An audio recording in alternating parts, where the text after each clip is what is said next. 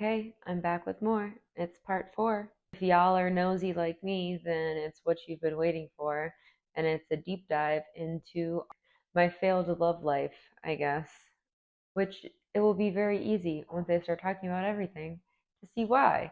I do realize that a lot of my life I've focused on male validation. And I think honestly it just stems from like when I was growing up in like a small town, like I didn't really ever have boyfriends. No one ever really wanted to date me. All the other girls always had like these long-term relationships and things like that. I would always have crushes and the crushes would never like me back. And then I got to college and guys thought I was hot. And I've focused too much of my life on male validation and wanting to be loved. I might start talking in a British accent if I don't want to cry, just a heads up. So, summer of 2023, I was working a desk job. For the short amount of time that I was there, I managed to end up dating my manager. It was a hidden thing at work, obviously, but that was not the only thing that was hidden. He was from May or June to around August, September. It kind of sucks that it usually takes me about like 3 months to like recognize patterns that guys are doing. Things I started picking up on about how he liked hiding out at my apartment, types of dates that we would go on were always like Groupon dates. Honestly, I was just like, yeah, I'm good on that. And last like 3 or 4 months of 2023, I was kind of just focusing on myself. I ended up leaving that job, obviously. Things that were going on in that situation are what prompted me to make that list of husband material and dating requirements. And January comes around, and it was before I met CD Lamb. I got a text message from an unknown number saying that the person that I was sleeping with was sleeping with 5 or 6 other women. And that the woman who was texting me was his wife. At first, I didn't believe it because one, I hadn't been dating him since August and September. So I was like, what are you talking about? So that was like a great start to my year. And then I got to meet CD Lamb a couple weeks later. It felt bittersweet to me that I got to meet him because I got to meet him, got to hang out with him. And even though he did say I looked good for my age, I'm pretty sure he's not into 30-year-old white women. After meeting him was when I kind of was like, I met him, the universe is showing me that it's possible. I need to do this, this, and this to continue being on that path. And then as like more time went by, I don't know if I like talked myself out of it or something, but I was like, you know what, maybe the universe was showing me that like I am able to manifest my dream life and that life is for me, but maybe he is just not the person that it's meant to be with. I'm still holding out a little bit of hope. June, July rolls around, and I kind of honestly was like, I've been good. I deserve to see like what's out there. Maybe me and CD Lamb aren't meant to be right now. Maybe it's a future thing. Obviously, he's probably dating in this time where we're not together.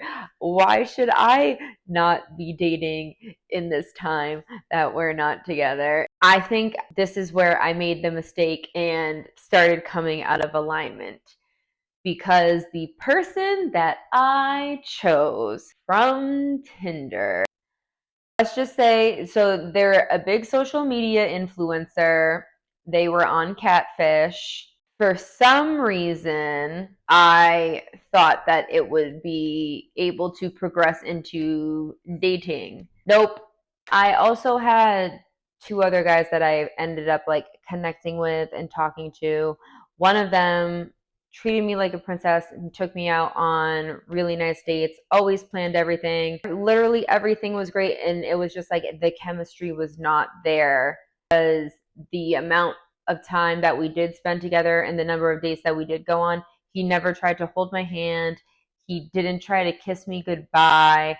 Like it was more like nice dates I got taken on, and then I felt like friends at the end. Like that ended up fizzling out. Another guy that I was talking to, but I kind of chickened out and never ended up meeting up with him. During that time was also when I found my football team and I started training more seriously for football. So I kind of was focusing on that more. Then right before the season started, through Instagram, he's just going to be referred to as Thick Boy. I can't even describe what it was besides me now knowing that it all was a huge fucking facade and a big fucking lie. Oh my god, Thick Boy was kind of like a football influencer. Once we started exchanging DMs and stuff, when we started getting to know each other, he claimed to be like a man of God. Even though I'm not overly religious, I was brought up Catholic. I thought, hey, maybe a man of God is what I need.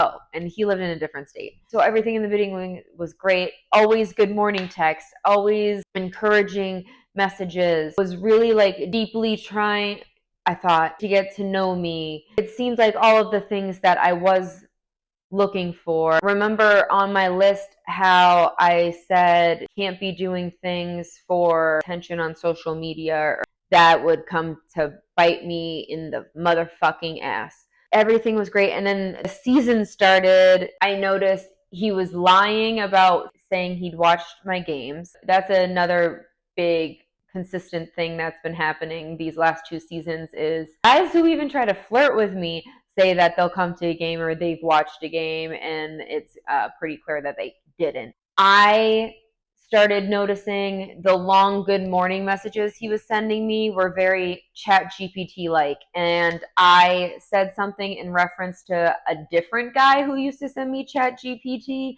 good morning messages, and I stopped getting long good morning messages. And then the season ends and he starts getting pushy about me going to his state. We can finally see if we should continue talking to each other and continue this connection and continue building our future together. So after getting very pressured into going to meet him, the situation was that he wanted me to hide out in the hotel the whole time. So I'm like, cool, what the fuck? He wasn't around to take me out to dinner, so I took myself out to dinner one night and he got mad at me.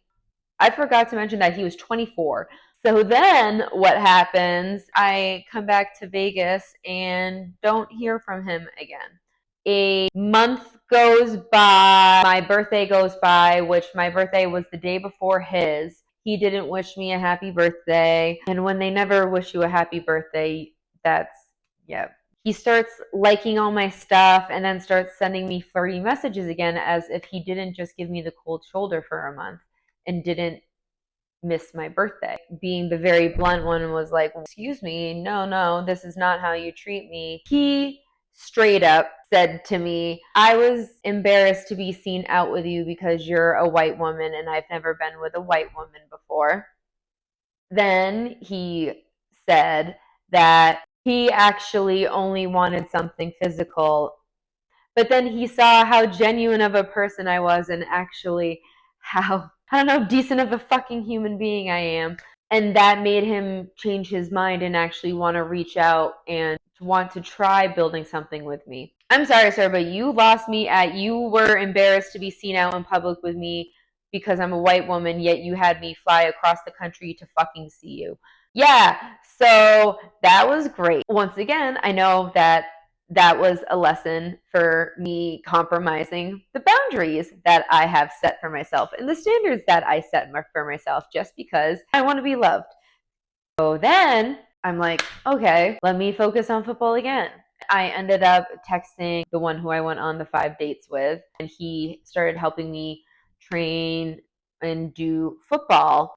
After a couple weeks of just training on football, he worked up the courage to ask me out on a date again. I was like, yeah, finally, maybe he'll kiss me. No, once again, at the end of the dinner, I'm giving you a long hug. I'm like an old-fashioned person. I'm not going to make the first move.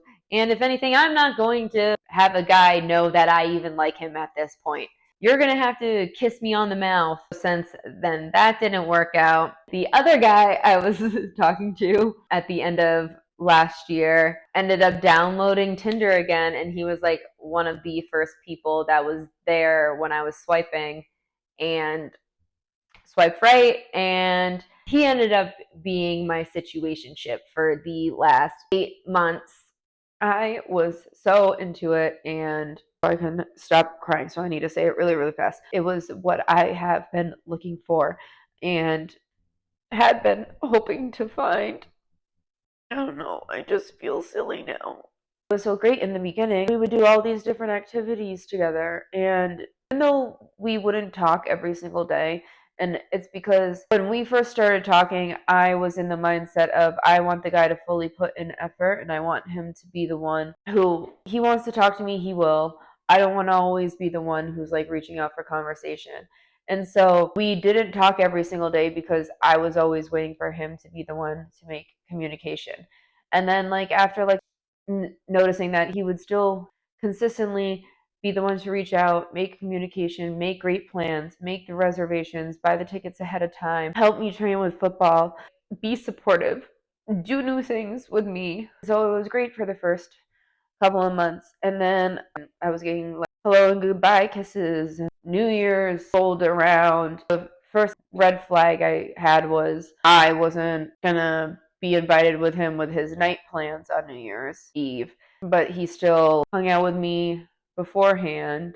In my mind, I'm like, a guy wouldn't put in all this effort. He wouldn't train with me when I'm bad and uncoordinated just for some coochie.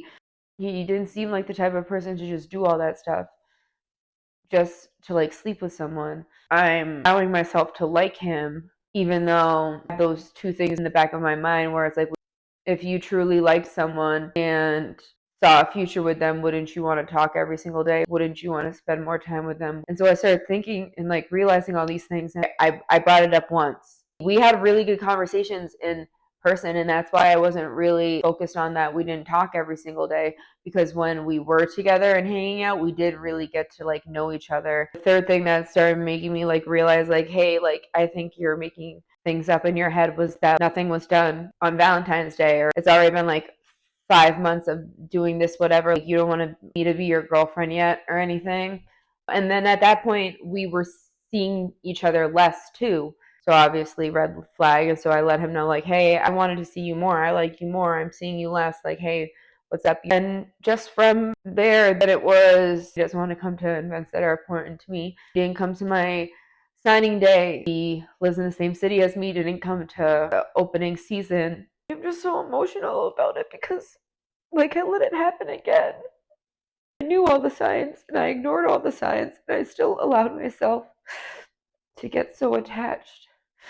That ended up really affecting my season. It really came down to this guy I've spent so much time with, and he spent so much time training with me. He doesn't like me enough to come to my games. It just made me feel like that I'm not good enough to watch play. And that's kind of by weeks 2, 3, and 4, I was not myself on the field. I was telling myself, you aren't actually as good as you think you are. You're not worth watching. And I was believing that. And then my 2 bye weeks went by, and we didn't talk whatsoever. And then I had a game for me compared to this season against Oregon. I messaged him me getting my pick because he did take all that time in the off season to like train with me and stuff. I wanted to show him, hey, like you didn't actually like waste your time. He apologized for not talking to me for 2 weeks. I already knew something was up, and I'm not gonna reveal how I know that something was up. Me sent him a message day of my last game. Hey, I know I deserve better. I know that someone who actually wants to be in a relationship with me would want to see me more than once a week and would not go 2 weeks without talking to me. And then, yeah, he sent me a surprisingly long message that I've never received from any guy before. I have too much heart to respond to him, though. It's hilarious. I fell in love with CeeDee Lamb on his draft night when he yanked his phone out of his then girlfriend's hand. I was like, that man is focused. That man's not going to let anything get in his way of his dreams. That's something that I saw so attractive in someone. And what did I do these last 2 seasons of me playing football? I'm not going to date during my seasons anymore. And at this point, it's like I can't even date during my preseason anymore.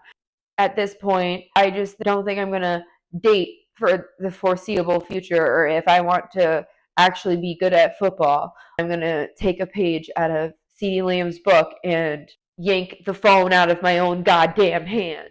I think this is long enough. Follow along. Next, we're going to deep dive into my failed career. Great. I ruined my makeup. Love this.